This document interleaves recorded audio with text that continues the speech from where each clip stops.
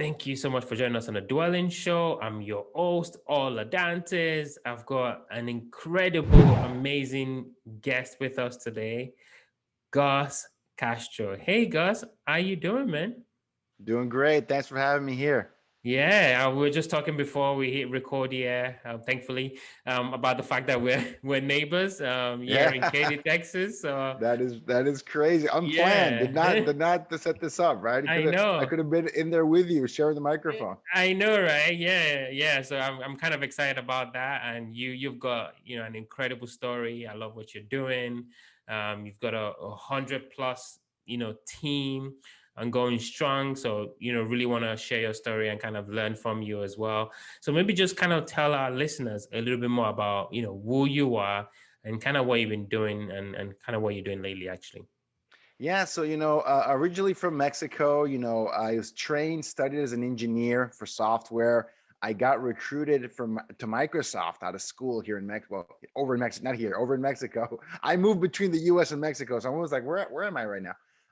So I got recruited to work at Microsoft. This was back in 2004, back in the day, and I ended up working there for about 10 years, and loved. I mean, I loved Microsoft. It was a great company, and it was a dream job. I was making six figures, working in high tech, everything you could want, except it wasn't really my dream. I'll let it be really honest with you, right? So it's a dream job, but when it's not your dream, it gets a little bit hard, right? My wife was the main instigator of trying something different. She got licensed for real estate in 2008 as the world was kind of ending. And she brought the business to the forefront of my life, like real estate and investing and working with investors and because there were a lot of investors out there in 2008, 9, 10, getting a lot of deals, and that was kind of my first a taste of what that even looked like from afar. And I wasn't investing yet, but from afar, I was like, oh wow, that's interesting. And I got licensed in 2010. And yeah, I tried doing a flip with my brother-in-law, and then we got our first rental, and then a second rental, then a third rental. It's been kind of, I'm not one of those. I'm not like you yet. I'm not doing multifamily big time yet for like you and your students and folks. But I aspire to do that too. I went full time into real estate in 2013 because I just saw the power of that, and I started this company, Power ISA, my inside sales company, in 2015. And I grew that from 3 people in 2015 to now over 100 people as of this morning. So pretty crazy. Yeah, there's a bunch that I want to I want to pick up. I want to unpack on that. For You sure. said something really impactful, right? You had a dream job, but it wasn't your dream. That is, I've never heard that before. That is super impactful, right? And another way that I say it is, I can't give my kids my promotions, right? Like, or my title, right? I can't say, I'm, Yeah. managing director of X company, but I can give that legacy of my business to my girls, right? So I think that I just love what you said. It's a dream job, but wasn't my dream. So that's really impactful. So you did a little bit of real estate, but I want to talk about kind of a little bit of real estate, but also kind of you growing this business and what this business is all about and how we can find leads and investors and things like that. But kind of curious, how was your foray into real estate investing? And maybe, use that to share a story of yours. Yeah, it started with a failed flip. I think with like a lot of people. My first rental was a house we bought it for, I think it was probably 200,000 to 20 as a short sale in Seattle. And we were gonna, remodel it, probably put in about $30,000 into it between myself, my wife, my brother-in-law, my in-laws. Everyone pitched in, and they came up from Mexico to help us. And but here's a crazy story. This is 100% true. The Zillow Zestimate for that property, well, I don't know how, but it was in the 350 to $400,000 range, right? And we, not knowing what the heck we were doing, this is 2010, this is early 2010. We're like, we hit the jackpot. This is gonna sell in 2 seconds. We're gonna make 100 and 200,000, $100,000 profit off this thing by just putting a couple of months of work into it. this is going to be the best deal ever. So, you know, this is literally what we thought. Ola. Like, this is like, hey, this estimate, Sounds it like can't be wrong. HGTV. Sounds like HGTV goes. HGT. No, this is even funnier. This is even funnier. As we were working on the property, this is 100% true. I worked on the property for 2 3 months. We changed, you know, the siding, the roof. You know, it wasn't a gut rehab. It was like a shell rehab and a little bit of painting the interior. Not a ton, but about 30 grand. And it was a big house, 3,000 square foot house, older house. So we made it look newer. During those 3 months, the Zestimate kept going up and up and up. And it was 2010. Everything was going down, right? So it's like, no, no, no. They must know we're remodeling this home. I am not joking. That's what we thought. Like, That hey, is the they must be funniest thing seeing they ever. must they must be seeing the improvements we're making. It's obviously now worth $400,000. There was no way you could justify that valuation except for what Zillow said. We put it on the market, gangbusters deal, 350. To make a long story short, 6 months later, it hadn't sold. Obviously, not even close to that amount. The market was going down. It was still going down at that time. It was going lower every month, not higher every month. So, you know, we were, you know, lucky if you even would get an offer at the price we bought it at for 220, even with a lot of this remodeling done, because investors were the ones buying at that time. They could get their pick. They could pick whatever property they wanted. They were not going to get one that was just like flip over from a few months ago. So that was an interesting lesson, you know, very interesting one right then and there. But we turned it into a rental, you know, and I ended up, you know, buying them out a few years later. And I turned it into I rented out the basement, turned it into a duplex, and it's a cash cow for me. Cash cow, You right? know, like real estate is so forgiving. Keep going. I love that. Yeah. Oh, 100%. If so, here's the thing. If I would have buckled and exited that, if I wouldn't have had the cash, I had the cash to do it, right? I didn't need the money back immediately. That was a huge part of it. And you know, we were willing to wait it out. So we rented the property and immediately it was breaking even, right? Immediately you're breaking even because it was a big house and was and the rentals and rents weren't going down 1% a month. They were not. They weren't going down that fast, right? Rents stayed about the same. They were low, but they stayed about the same. Immediately break even. So as soon as I bought out, you know, everybody else, turned it into a duplex. Cash City, my man. Here we Cash City. go. Here Cash we flowing a go. thousand bucks after everything a month out of off of a duplex in Seattle. So pretty. I mean, that was a disaster. Turned into a pretty good story. This took a couple of years. It wasn't easy, but we had turned it around for that property. I'm really proud of that. No, I'm so excited to hear the end of that, and that's why I like real estate, right? It just somehow turns around, right? Just when you think, oh my goodness, like what is going to happen with this, and then it just kind of turns around, and if you just kind you, of stay you the got to course, get creative, Ola. You got to get yeah. creative. What you want never usually doesn't happen 100%. Sometimes you don't get what you want. Sometimes you get what you need, right? I don't know if you heard that before. You're like, hey, I needed that lesson, right? To understand, hey, there's more to it than Zestimate. That's Oh, and by the way, estimate. to make this story even better, my wife, who was the only agent the only real estate agent the whole time, was obviously telling us we were nuts. This is not true. This is not Oh working. wow, Don't oh be wow. negative. Be positive. Come on, look at this. We can do this. And obviously, you know, the voice of reason we didn't listen at all. But again, if you look at the whole story, that was part of my education. I invested that money to become an investor, right? To understand real estate, to really understand valuations and comparables and how those things work. Trust me, I will never take a step like that again without checking the market, right? I realized how important that was the hard way. Don't do it, folks. You guys are smarter. You can figure this out much better than I can. But that's just a real story, 100%. Wow, no, what a fascinating start to our conversation here. So you started your business, right? Like you said, with three people, now you've got 100 plus in like Yep. what 6 years, 5 6 years. Six years, yeah. Yeah. So tell us about your business. What is the business? What you guys do? What's the structure? Talk to us a little bit Yeah. about that business. So, you know, when I left Microsoft, I became a full-time real estate agent, and I helped my wife build her team. That was kind of my goal. I'm going to give myself a few months. Let me help her out, then I'll go back. Well, it's been 8 years since that, and I haven't gone back, so I think I did okay. Um, and I helped her hire the administrative assistant. I helped her hire buyers agents, and I helped her hire one role that I thought was really interesting, which was inside sales agent, like an outbound telemarketer for real estate. That was a role that I helped bring in. I learned about it. I studied it. I coached to get more information. I paid the best people in the country to teach me what that was about, what the model was, and I liked it, right? The one of the first ISAs I brought into the company helped me set 22 listing appointments in 1 month in Seattle, calling expired listings. That's all we were calling. And boom, within a month, they were setting that kind of appointment. And I said, okay, this is interesting. This is an interesting model.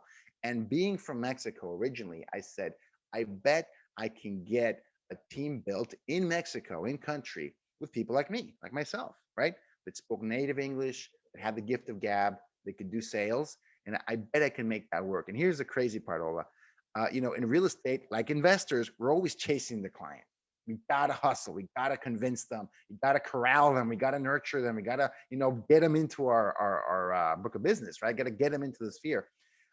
When I told folks that I was building an inside sales team remotely, they told me, here's my money. Can you hire one person for me? I mean, you're going to be down there anyway. Can you get another person, get another seat, buy another computer, get another person hired, trained? I know you can train for this role. So get someone for me, Gus, will you? Literally, people were calling me up saying, well, you haven't returned my call. I want you to hire someone for me, right? When can you do this? Take my money, please. It was a $7,500 commitment, 7,500 bucks.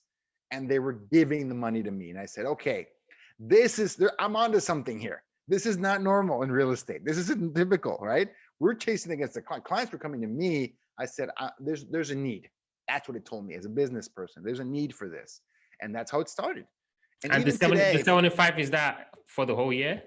oh no, that's for 3 months. That was back Oh then. I have wow. a different offer now, but that was back then. I didn't know what I was doing. I didn't know how it was a lot, a little, a lot. I didn't know. I just knew they said yes. I said, well, maybe I should have charged more. Maybe I should have charged 10 to get started. I had no idea what I was doing, right? So I said, hey, here's 7,500 bucks to hire and train someone and get them on my team full time, and let's see what happens, right? So that was crazy to me. The people would make that kind of investment was crazy to me. But I knew there was a need. That's what it taught me. Like, okay, there's a need for this. And even now, fast forward to March of 2021 that just ended as we're recording this. This last month, I launched 10 new campaigns with 10 full-time ISAs. I launched it this last month, 10 brand new ones. I should have launched like 14 of them, Ola. I didn't have enough people, right? So even now, I'm turning people away almost, right? Like, wish I had more people to staff these campaigns, because there's still a huge need, right? There's a huge need in the marketplace because people want the listings. They were valuable back then. This is 2015. They're even more valuable now. So walk me through what these folks in Mexico are doing, or just kind of the ISAs, like just kind of a typical, case study, or and then Yeah, maybe we can kind of shift to kind of the online lead generation. for sure. They do basically one of two roles. One is that true outbound prospecting, cold calling role, which is calling expired, FISBO, circle prospecting, calling probates, calling motivated sellers, people with high equity, people with similar to how investors target people for mailers, except you add a skip trace it to get a phone number. Now you've got a calling list in addition to a mailing list, in addition to all these other things.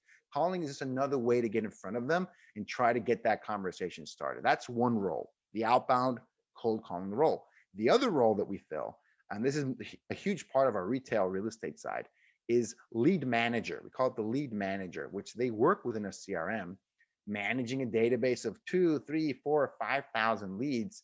And they're managing new inbound leads coming in every day, whether that's from online advertising, organic advertising, sign calls, mailer calls, voicemail drops, text messages. They're messaging, text messaging back leads. They're not so much working on lead generation. They're working on lead conversion, setting appointments, connecting live transfers to agents day in and day out. So it's usually those are the two main roles that we fill for teams: the outbound prospecting role or the inbound lead conversion and qualification. Fascinating. And I guess, one of the reasons why this is working so much down in Mexico is obviously the cost of payroll when benchmarked with obviously folks here in the United States, I'm guessing. Correct. You can get, a native English speaking person that probably grew up in the US that has a sales background, and they're going to make a great living for like a fraction of what someone would cost in the US. Great inside salespeople in-house in the US cost $60,000-$70,000 a year, right? Salary plus bonuses. That's a basic salary, a median salary. If you get someone from outside the US, it's going to be a fraction of that. And it just depends where you want to go to find them. Wow, fascinating. Okay, so let's talk about something somewhat something is a little bit selfish for me because I want to find out how are you looking for investors on your online campaigns? Yeah, so we work with a lot of investors. Investors typically hire us, right? They have usually one of those two problems. They want to generate. They have lists, very valuable lists that they've built of potential sellers, motivated sellers, high equity sellers, sellers of a certain age group, sellers that are behind on their mortgage, maybe that they're having some issues, whatever it is, right? Some kind of distress situation. They buy those lists and they're marketing to those lists. They're marketing with mailers and marketing. You know, you're an investor. This is typically it. Phone calls is another way that they reach out to them and try to get that conversation started. That's one. And another type of investor has a team, more established investors. They're larger wholesalers or even fix and flip operations that are larger. They are generating a lot of inbound inquiries at one point, right? They're not just doing outbound prospecting. They're doing Google pay-per-click, Facebook pay-per-click, tons of mailers, voicemail drops, SMS, to where they need someone just responding to everybody, all the inquiries, qualifying, get to the garbage, and passing the right people to the acquisition managers, right? So they can go set appointments and try and close deals. That's kind of it's more of a lead manager role, even within the investor space. Fascinating. I mean, that seems like a lot of touch points there. So I'm guessing that are you kind of like, you know, the main manager, or do you have somebody under you that's kind of managing all these other Oh ISAs? yeah, yeah. At this point now, I have an operations manager. I have one person that's that has a staff, right? They have a staff of 10, 15 people that supervises a large team of ISAs. And we have quality assurance team, like an analyst team that looks at numbers, makes sure just keeping everybody honest that they're doing their jobs. We have full-time trainers on staff that all they do is grab new people, teach them, educate them, train them, get them on the phone, and get them ready for new campaigns. We even have coaches on staff, right? That just listen to calls, coach people, teach them how to respond, handle objections, how to talk to a seller on the phone. Wow, fascinating. You have a pretty tight shop there. Yeah, it's a big So operation. yeah, no, like amazing job. So I mean, you've got kind of you've got a lot of your processes, I'm guessing, down to a T. What's the next step? I mean, what does the future look like? Oh, that's a really interesting question, right? That's a rare one that I ever get asked. So for me, one of the biggest challenges for 2021, there's actually a couple of things. Number one, we are becoming more and more of a software as a service enhanced business, right? So it's not just people on the phone, in the back office in Mexico, right? That's not the only thing we provide.